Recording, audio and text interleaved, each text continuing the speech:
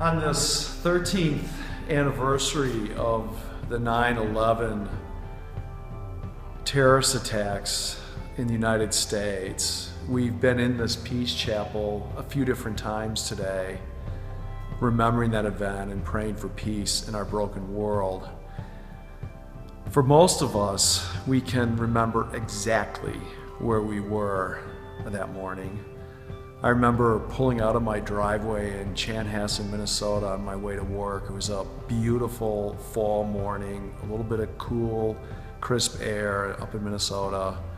And I came to the first stop sign coming out of my subdivision on my way to St. David's, and turned on the radio, WCCO, which is kind of the news radio in the Twin Cities, and they were making a report about some little twin engine or something that had maybe run into one of the towers, and they were almost kind of laughing about it, so I didn't really think much about it.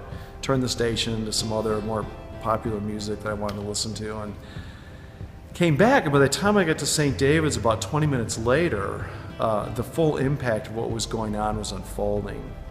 And of course I remember spending the day in the offices over there, rigging up television sets and following what was going on and speaking to different folks in my personal life and as well as in the parish. And by late morning we decided that we needed to pull the congregation together, and so we did a phone chain, and we organized a prayer service of Compline to be held at St. David's in the evening at 9 o'clock. And so by 9 o'clock that night, about 350 of my parishioners gathered in the dark with candles in our parish. We prayed. It's what we do when we don't know what else to do. And so 13 years later, here I am in this beautiful facility, this Peace Chapel, where we once again tolled the bell at 8:46 this morning and gathered in here, and we said some prayers and reflected. And just prior to that, the pre-K 3 and 4-year-olds from St. Mark's School had been in to do their weekly worship, which is always held here in the Peace Chapel. And these innocent children, were singing God's praises, and the teachers were simply trying to get them to hold on to each other so they could walk in and out of here in a straight line and keep their little prayer hands together. Innocent children growing up in a world where they will study about 9/11 one day in their history books, not experiencing that particular sadness or that piece of history. But as I watched them leave the Peace Chapel, we gathered to come in here to say prayers for peace around 9/11.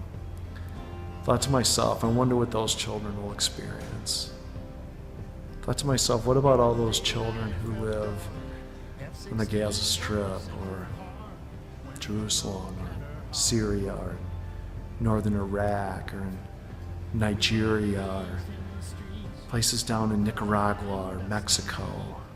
Children who live even in our own cities and our own communities, who live a life of fear, wondering what terror is going to strike them at night.